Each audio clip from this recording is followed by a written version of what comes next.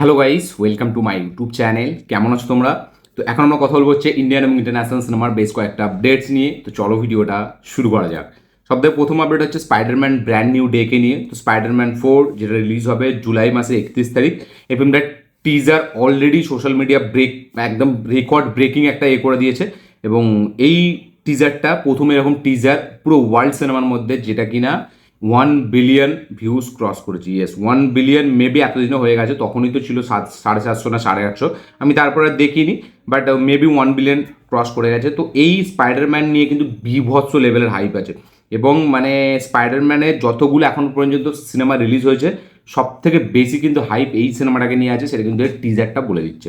তো Tom Holland এদের lead চরিত্রে আছে, জেন্ডে আছে, হাল্কের কেমিও আছে, ব্রুস ব্যানারের আমাদের পানিশার আছে।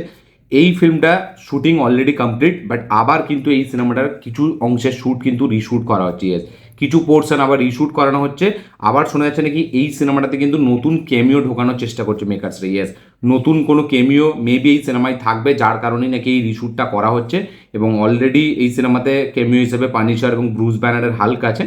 তো এরপরেও মেবি অন্য কাউকে ঢোকানোর চেষ্টা করছে, যার কারণেই নাকি এই রিশ্যুটটা করা হচ্ছে। তো দেখা যাক এই রিশ্যুটটা পুরোপুরি কমপ্লিট কবে হয় এবং ফিল্মটার যে টাইম আছে সেই টাইমে রিলিজ হবে, এটা পুরোপুরি শিওর, কারণ হলিউড ফিল্ম সচরাচর এরকম পোস্টপন হয় না।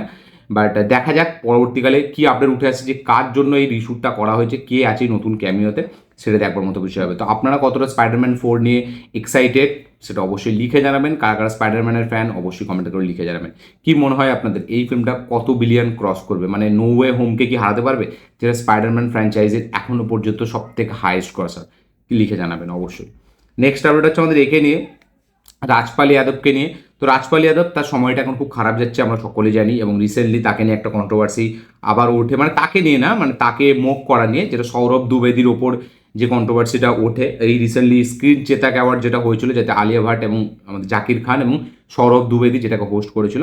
তো সেইখানে সৌরভ দ্বিবেদী কিছু কথা বলে রাজপাল যাদবকে টার্গেট করে, যেটা তার কোনোদিনও ইন্টেনশনালি সে করতে যায়নি, সে যেটা একটা কমেডি পুল অফ করতে গেছিলো, বাট সেটা ব্যাকফায়ার করে গেছে। তো নেটিজেন্সরা তারা প্রচুর লেভেলে ট্রোল করছে সৌরভ দ্বিবেদীকে। তারপরে রাজপাল যাদব একটা ভিডিও দেয়, যে ভিডিওতে সে বলে যে সৌরভ দ্বিবেদীর কখনো এরকম ইন্টেনশন ছিল না যে আমাকে ছোট করার, সে জাস্ট তার কাজটা করছিল এবং সে একটু মজা করছিল, এটাই হচ্ছে ব্যাপার। এবং আমরাও চাইছিলাম যে একটু মজা করে এই সাবজেক্টটাকে তুলে ধরার, এবং সেটা সে কখনোই আমাকে নিয়ে করেনি। এবং আমাকে সে যথেষ্ট সম্মান দেয়, যথেষ্ট সে খুশি আমাকে নিয়ে। তো রাজপাল যাদব সেই ক্ল্যারিটিটা তারপরে দেয়। এবং তারপর থেকে সেখানে সালমান খান একটা সোশ্যাল মিডিয়ায় পোস্ট করেছিল রাজপাল যাদবকে নিয়ে, যে ডলার উপর নিচে যাই হোক না কেন, তুমি যে কাজটা করো সেটাতে এক তো সেই কাজের মধ্যে চমৎকার একটা ব্যাপার এনে থাকো, এবং তুমি তোমার কাজটা জানো। তো ডলার ওপরে নামলো কি নিচে নামলো সেটা নিয়ে ব্যাপার নয়, তুমি তোমার কাজ করে যাবে। তো এটা সালমান খান কাইন্ড অফ তার পাশে দাঁড়িয়ে এই কথাটা বলে, এবং তারপর থেকে সালমান খানকেও অনেক লোকে ভালো করে। তো এইরকম হতে থাকে কয়েকদিন ধরে ট্রোল কন্ট্রোভার্সি, এবং এটাকে নিয়ে আমি কথাও বলেছিলাম আমার শর্টস ভিডিওতে, আপনাকে চাইলে চেক আউট করতে পারেন।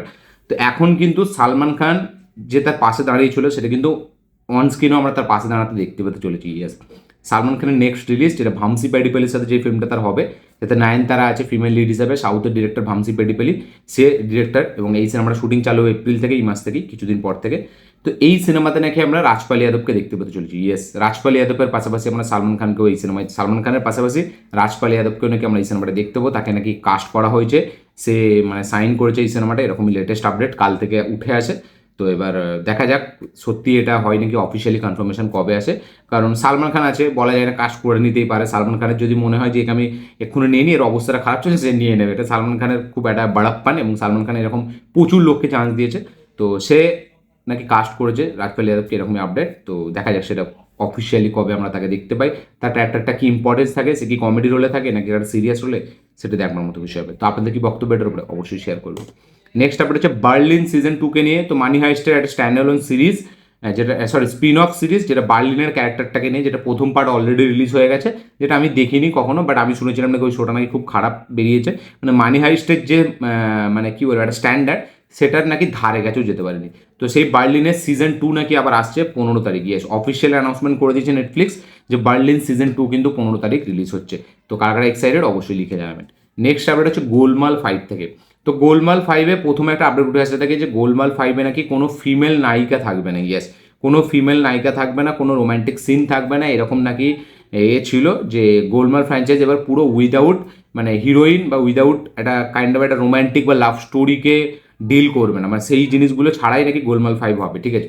বাট আবার কিন্তু একটা আপডেট এই দিকে উঠে আসতে থাকে যে শক্তি শেট্টি, যেটা হচ্ছে দীপিকা পাডুকোনের ক্যারেক্টার আমাদের থেকে সিঙ্গাম 4 থেকে, সেই ক্যারেক্টারটা নাকি থাকবে আমাদের এতে গোলমাল 5-এ। ইয়েস, এরকম ওই লেটেস্ট আপডেট উঠে আসে।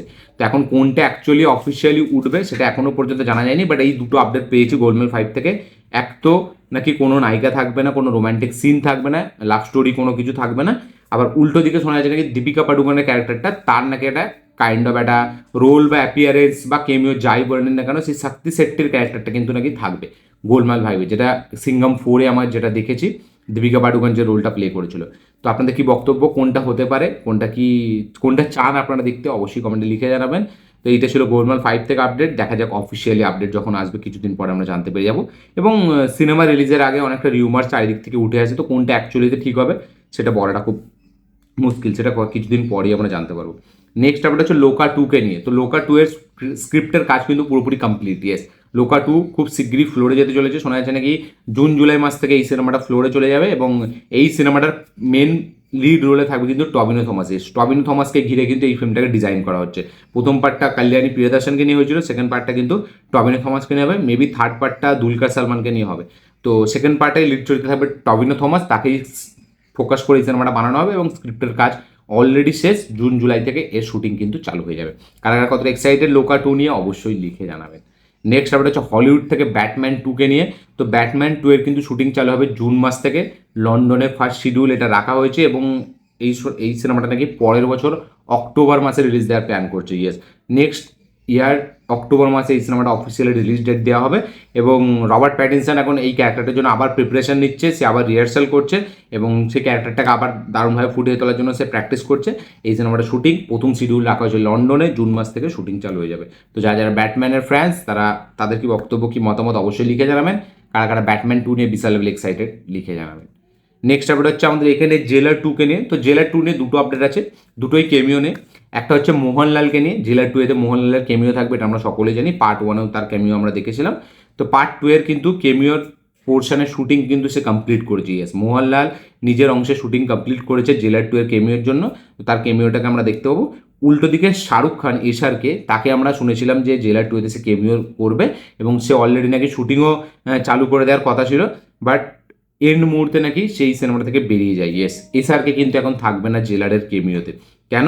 তার কারণ উঠে আসছে যে কিং সিনেমার যাতে লুকটা মেনটেন থাকে, তার লুক কিং এতে শাহরুখ খানকে যেরকম আমরা দেখবো সেই লুকটা মেনটেন করার জন্য এবং কিংয়ের ওপর পুরোপুরি ফোকাস করার জন্য সে নাকি এই কেমিওটা করতে চায় না। ইয়েস, যার কারণে নাকি সেই কেমিওটা থেকে ব্যাক আউট করে গেছে।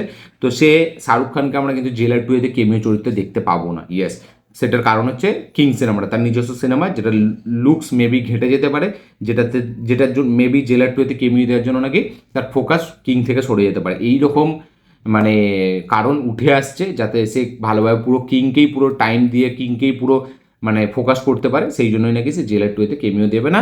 এবং দুটো পক্ষ থেকেই নাকি সেটা পুরোপুরি সম্মান রেখে এই জিনিসটাকে করা হয়েছে। তো কিংয়ে আমরা জেলার 2 এতে কিন্তু আমরা শাহরুখের কেমিও দেখতে পাবো না।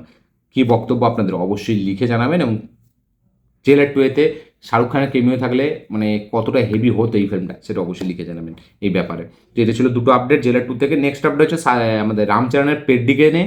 তো রামচরণের পেড্ডি কিন্তু এখন বলা যায় কনফার্ম যে এই সিনেমাটা পোস্টপোন হবে, এপ্রিল থেকে এই সিনেমাটা শিফট হয়ে যাবে জুন মাসে। ইয়েস, মেবি জুন মাসের 4 বা জুন মাসের 25 তারিখ এই সিনেমাটা রিলিজ ডেট টার্গেট করছে মেকার্সরা।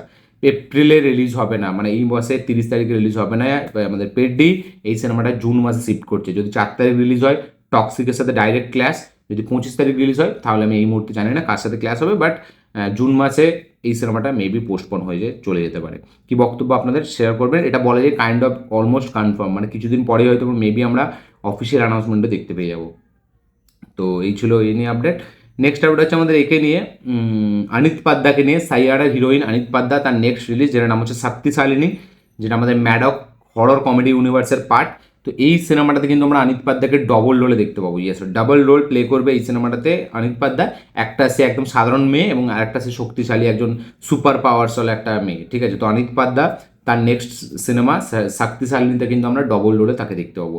এবং অনিত পাদ্যা এখনও পর্যন্ত সাইয়ারা রিলিজ হয়ে গেল, 1 বছর হতে চললো, মেবি আর কিছুদিন পরে 1 বছর হয়ে যাবে, সেপ্টেম্বরে মেবি রিলিজ হয়েছিল, তো কিছুদিন বাকি। তো বাট সে কিন্তু এখনও কোনো ফিল্মের অ্যানাউন্সমেন্ট বা কিছু সে আনছে না এখনও পর্যন্ত, দেখা যাক সে ভেবে কাজ করছে নাকি। বাট শক্তিশালিনী তার নেক্সট রিলিজ হতে চলেছে, এটা কিন্তু আমরা সকলেই জানি। তো তাতে কিন্তু আমরা ডবল রোলে তাকে দেখতে পাবো। তো অনিত পাদ্যাকে নিয়ে আপনাদের কী বক্তব্য, কী মতামত অবশ্যই লিখে জানাবেন। নেক্সট আমরা হচ্ছে শ্রদ্ধা কাপুর এবং আমির খানকে নিয়ে। তো আমির খানের অপোজিট আমরা শ্রদ্ধা কাপুরকে দেখতে পেতে চলেছি। ইয়েস, শ্রদ্ধা কাপুর আমির খানের ওয়াইফের চরিত্রে আমরা একটা কমেডি ড্রামা ফিল্মে দেখতে পাবো। ইয়েস, একটা কমেডি ড্রামা ফিল্ম যেটা বেস্ট হতে চলেছে বিজনেস জগৎকে নিয়ে। ইয়েস, ব্যবসা জগৎকে ঘিরে এই সিনেমাটা হতে চলেছে, যেটা একটা সত্যিকারের ঘটনা থেকে ইন্সপায়ার্ড, যেটাতে লিড চরিত্রে থাকবে শ্রদ্ধা কাপুর এবং আমির খান। শ্রদ্ধা কাপুর আমির খানের অপোজিটে থাকবে ফিমেল লিড হিসাবে, তার ওয়াইফের চরিত্রে আমরা দেখতে পাবো। তো দেখা যাক আমির খান শ্রদ্ধা কাপুর এই পেয়ারটা অডিয়েন্সরা কতটা হেভিভাবে নেয়, এবং এটা প্রথমবারের মতো হতে চলেছে, টু ইনসিডেন্ট থেকে ইন্সপায়ার্ড হয়ে এই সিনেমাটা হতে চলেছে। আপনার কি বক্তব্য এটার উপরে অবশ্যই কমেন্টে লিখে জানাবেন, কারা কারা আমির খান শ্রদ্ধা কাপুরকে দেখতে যায় একসাথে। তো এটা ছিল আমির খানের সিনেমাটাকে নিয়ে আপডেট। তো এই ছিল টোটাল আপডেট, ইন্ডিয়ান এবং ইন্টারন্যাশনাল আপডেট।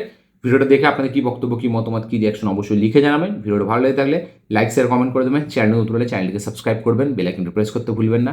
দেখা হচ্ছে পরের ভিডিওতে, ততক্ষণের জন্য বাই। এবং আমি প্রত্যেকটা কিন্তু শর্ট ভিডিও আনছি কিছুদিন ধরে, তো আপনারা শর্ট ভিডিওতে বেশি বেশি করে ভালোবাসা দিন, লাইক শেয়ার কমেন্ট অবশ্যই করবেন। শর্ট ভিডিওগুলো কিছু ইন্টারেস্টিং ফ্যাক্টস বা একটা দুটো লেটেস্ট একদম এক্সক্লুসিভ আপডেট যেগুলো অফিসিয়ালি কনফার্ম, সেগুলো আমি দেওয়ার চেষ্টা করি। তো অবশ্যই ওইখানে সাপোর্ট দেখাবেন। তো চ্যানেলটার সাথে জুড়ে থাকুন, একটু শেয়ার সাবস্ক্রাইব করে দিন, অনেক দিন হয়ে গেল চ্যানেলটা। তো দেখা হচ্ছে পরের ভিডিওতে, ততক্ষণের জন্য।